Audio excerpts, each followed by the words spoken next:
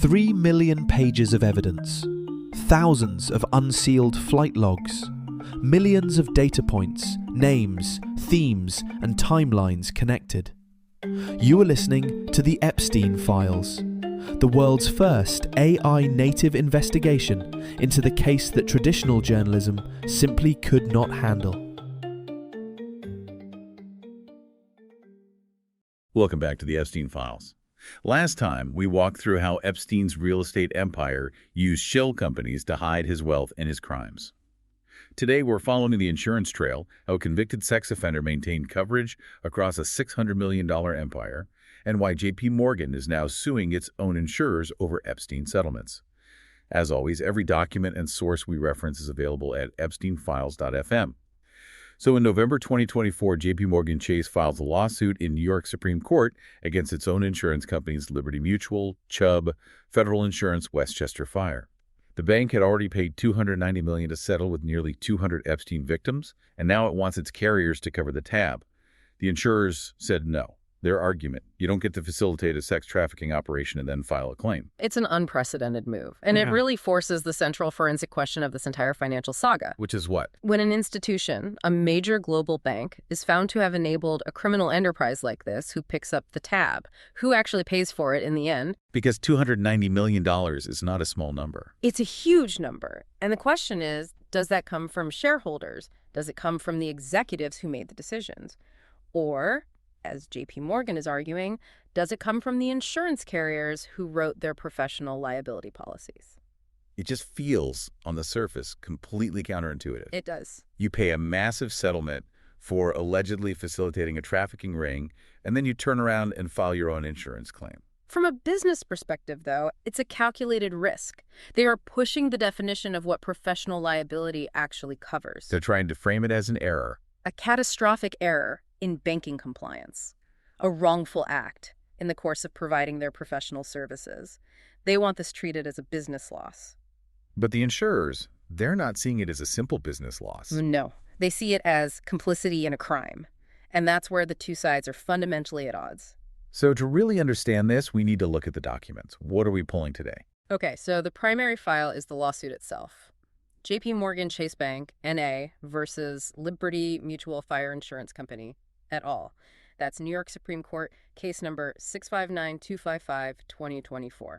And the et al. There includes Chubb and its subsidiaries. Correct.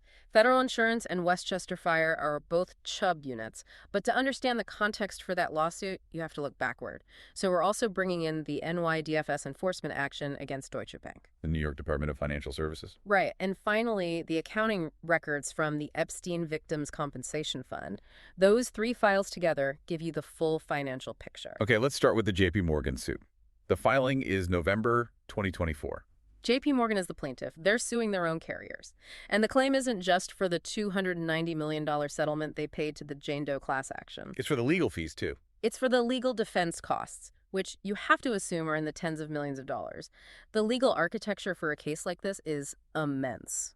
So what kind of policies are we talking about here? This isn't like a homeowner's policy. No, these are complex corporate policies. We're talking about professional liability insurance, sometimes called errors and omissions, and then layers of excess liability policies on top of that. So errors and omissions sounds like it covers mistakes. That's exactly the purpose. A trader makes a mistake, a compliance officer misses a deadline, they get fined. That's a professional error. The insurance is there to cover the financial fallout from those kinds of human or system mistakes. But Chubb's motion to dismiss, which was filed in June of 2025, argues this wasn't just a mistake. That's the core of their defense. They aren't quibbling over the dollar amount. They're focused on a single concept: the intentional misconduct clause. And that's a standard part of these policies. It's in almost every liability policy ever written. It's a foundational principle of insurance. You can't insure against your own intentional criminal acts. It's the difference between faulty wiring and arson. It's exactly that. One is an accident, a misfortune. The other is a deliberate act. The insurers are arguing that JPMorgan knowingly facilitated sex trafficking.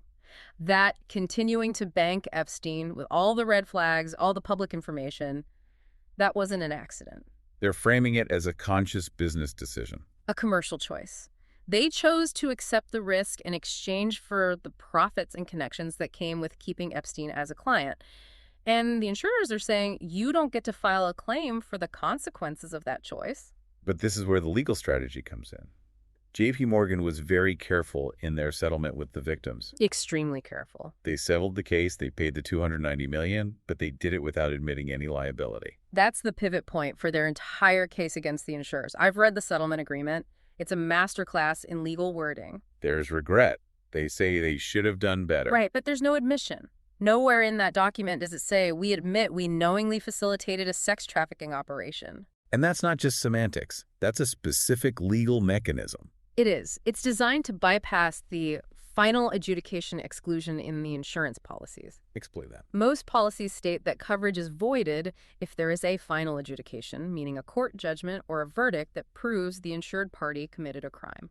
But because JPMorgan settled, there was no trial. There's no trial, no verdict, no final judgment from a court. So technically, there has been no legal finding of intentional misconduct. So they can go to Chubb and Liberty Mutual and say, look, a court never found us guilty of anything. We never admitted to anything criminal. We simply paid a large sum of money to resolve a nuisance lawsuit and protect our brand. Therefore, you must treat this as a claim for alleged negligence. It's a loophole. It's a technical but potentially 9-figure loophole. They are trying to force the insurers to relitigate the entire underlying case. They're saying, you think we knew? Prove it. And this is what the legal press, like Law 360, is calling the coverage quagmire. It's a perfect term for it, because it's not just one legal issue, it's a web of them.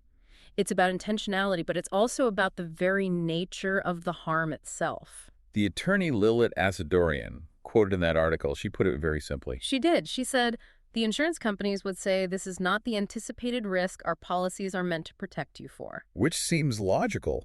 When you're an actuary setting premiums for a bank, you're pricing the risk of a bad loan, a market crash, a regulatory fine. You're not pricing the risk of your client running a global sex trafficking ring from his accounts. That's just not on the actuarial tables. And that brings up the second major defense the insurers are using. It's not just about intentional acts.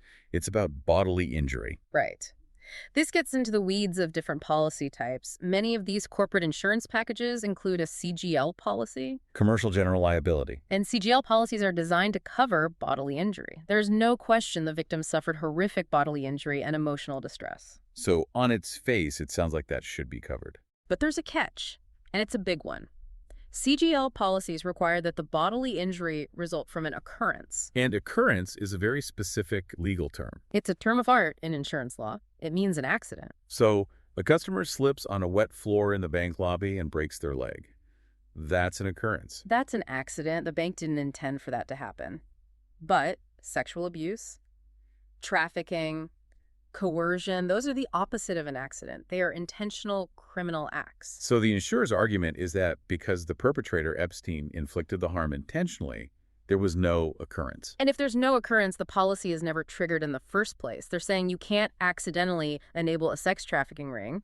The underlying harm is intentional, therefore the CGL policy doesn't apply. This is a novel argument in this context, though. It is. The attorney Dan Cohane, who represents carriers, pointed this out. The whole legal theory that holds a bank financially responsible for the physical crimes of its customer is a new development. Insurers would argue they never collected premiums for that kind of risk. Their position is that it falls completely outside the scope of banking liability.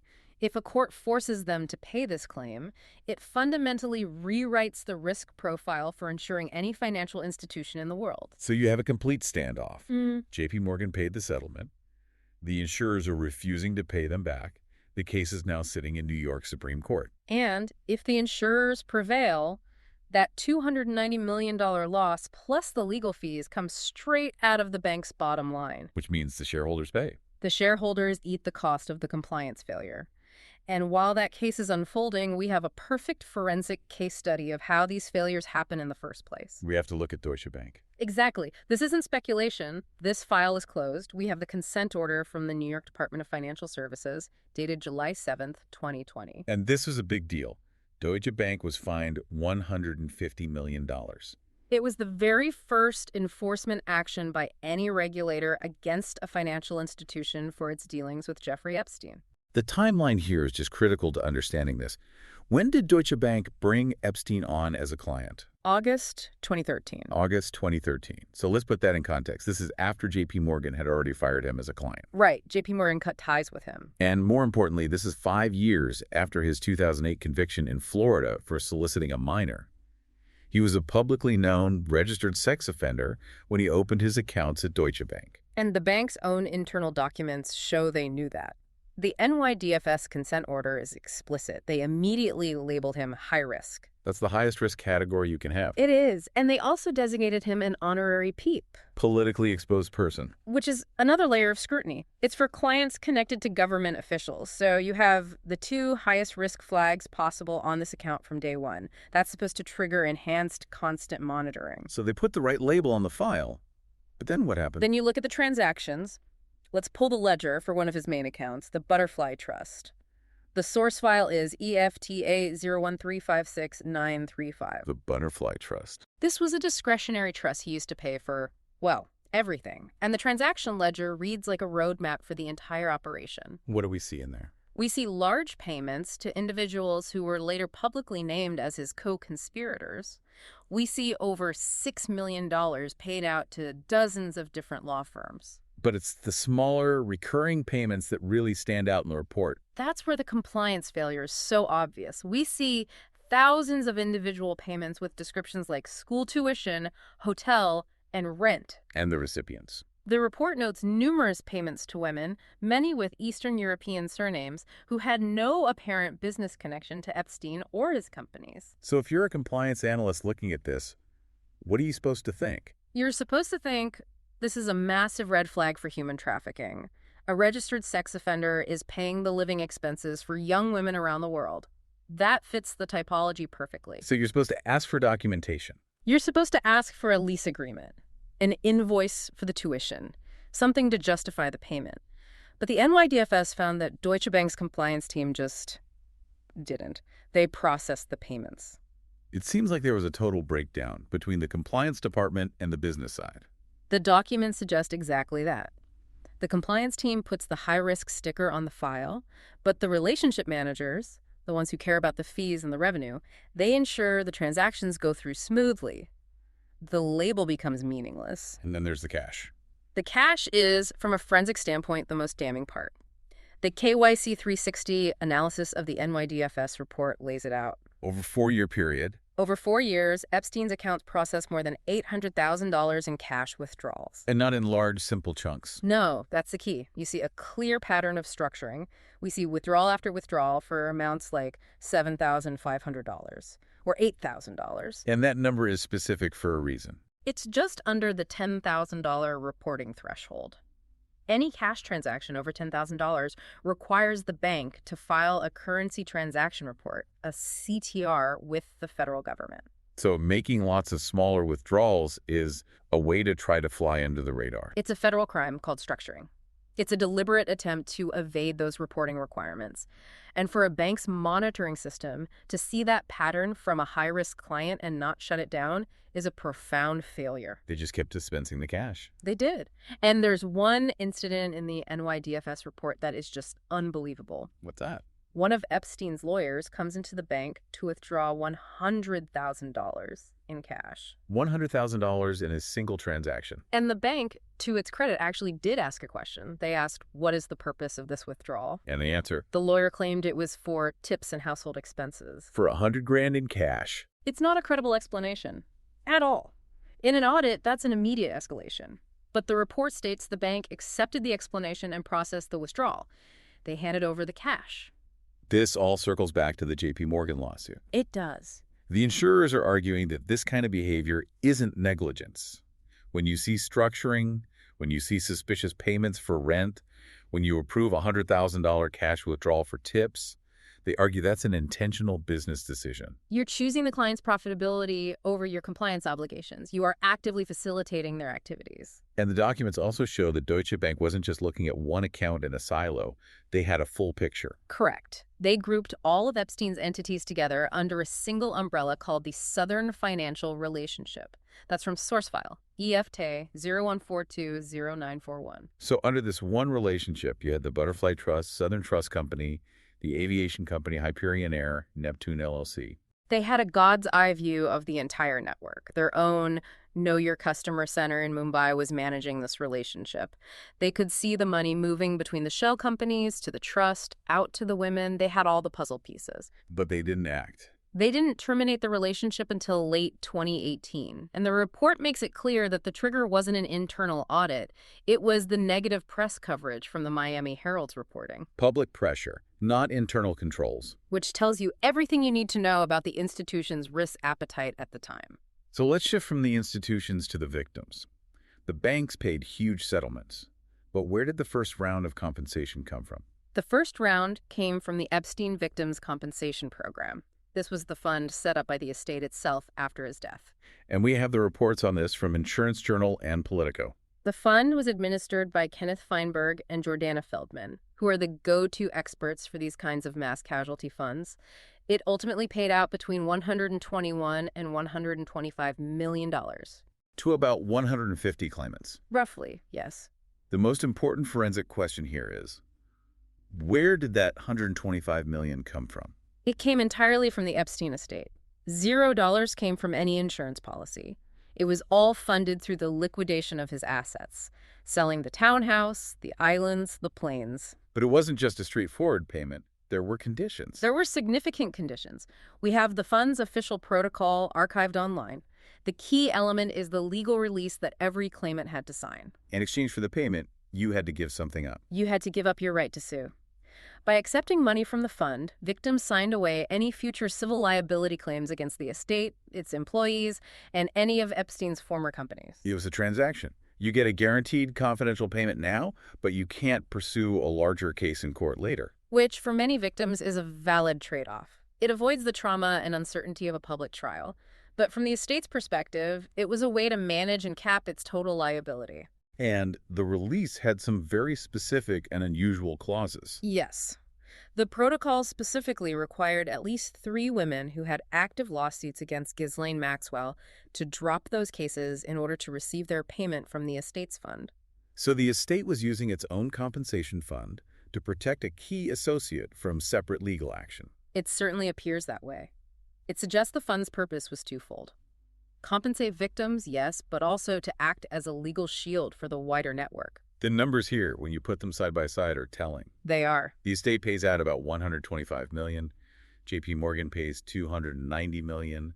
Deutsche Bank pays $75 million to victims on top of its $150 million fine. The math is simple. The financial institutions that enabled the operation ended up with a far greater financial liability than the estate of the man at the center of it. The enablers paid more than the perpetrator.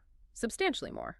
Which suggests the legal and regulatory system has placed a higher price on the systemic failure of the gatekeepers than on the assets of the criminal himself. And speaking of those assets, let's look at how they were liquidated. The concept of stigma damages is fascinating here. This is a real quantifiable factor in forensic accounting, especially in high-profile cases. We're looking at reports from Forbes and the New York Times on the sale of the real estate. Let's take the Manhattan townhouse, 9 East 71st Street, an enormous private mansion in one of the most expensive locations on Earth. Based on its size, location, and condition, it was valued at $77 million.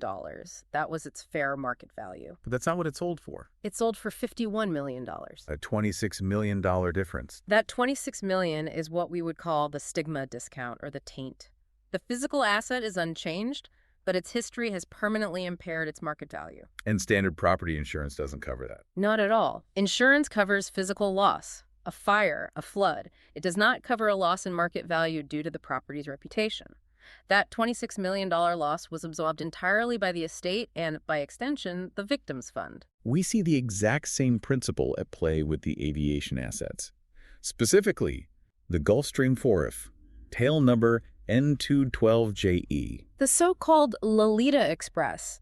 We have reports from Vanity Fair and the Washington Post on this. A businessman named Thomas Huff bought the shell company that owned the plane, JGE LLC. He paid $3.5 million for it. And the timing was terrible for him. He bought it in June 2019, just a few weeks before Epstein's final arrest. He thought he was getting a deal on a used jet. And he was, on paper. But his lawsuit, which references the RGE LLC invoice, claims the plane's value dropped by $1.5 million almost overnight. The moment Epstein was arrested. But it was worse than just a loss on paper. The asset became operationally toxic. Huff alleged in his lawsuit that his legitimate charter customers were being tracked, surveilled, and reported to the press. Because the tail number was so infamous, anyone could track it online. Right. So a CEO charters the plane for a private meeting, they land, and suddenly their name is all over social media for flying on Epstein's plane. It made the aircraft commercially useless. And again, the plane's hull insurance covers a physical crash, but not the destruction of its reputation. The reputational taint is uninsurable. Huff was left holding a radioactive asset. There's one final entity we have to examine. It's an outlier, but it's crucial for understanding the sophistication of the financial network. Southern Country International. This is from the New York Times and the St. Kitts Nevis Observer. This wasn't just another shell company. No. In 2014, Epstein got a license in the U.S. Virgin Islands to operate his own bank, an international banking entity, or IBE. She didn't just have a bank account, he owned the bank itself. Which is the ultimate way to control your finances. If you are the bank, you don't have to worry about external compliance officers flagging your transactions. You approve your own wires. But the regulatory file on this bank was thin. It was a ghost bank. The USVI regulators noted it never seemed to commence normal operations while Epstein was alive. It had no real customers, no staff. It was just a license. Until after he died. And this is where the trail gets strange. Estate filings, cited by the New York Times, show that after his death in August 2019, the estate moved $15.5 million into Southern Country International. Why would they do that? Yeah. The assets are supposed to be under the control of the court and the executors? It's a major question. And then they moved $2.6 million back out, leaving about a $13 million gap inside this shell bank. The USVI Attorney General specifically questioned this, noting they could find no documentation for this loan or transfer. The USVI government's lawsuit against JPMorgan alleges this was part of a dark money network. The post-mortem activity suggests the bank was being used as a temporary holding vehicle, possibly to move liquid assets outside the immediate reach of the authorities who were freezing accounts at JPMorgan and Deutsche Bank. It was one final shell game. So let's synthesize all of this. We have the landscape now. JPMorgan pays $290 and sues its insurers. Deutsche Bank pays a total of $225 in fines and settlements. The estate pays out $125. And the insurance industry, through this JPMorgan lawsuit, is attempting to draw a very bright, very firm line. They are trying to establish a legal precedent that facilitating criminal activity is a business decision, not an insurable accident. If they win, it means the shareholders are the ultimate backstop for institutional compliance failures. It creates a powerful financial incentive for boards and executives to take compliance seriously. The documents show the flags were there, the high-risk labels were on the files, the suspicious activity reports were probably generated. But the business side made a different calculation. The business side accepted the risk. And now, years later, in a New York courtroom, the bill for that risk is finally coming due.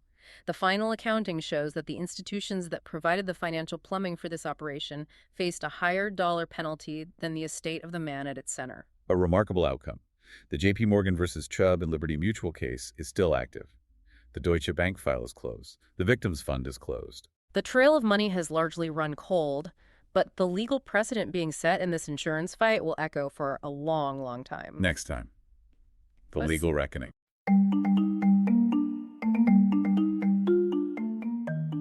You have just heard an analysis of the official record. Every claim, name, and date mentioned in this episode is backed by primary source documents. You can view the original files for yourself at epsteinfiles.fm. If you value this data-first approach to journalism, please leave a 5-star review wherever you're listening right now. It helps keep this investigation visible. We'll see you in the next file.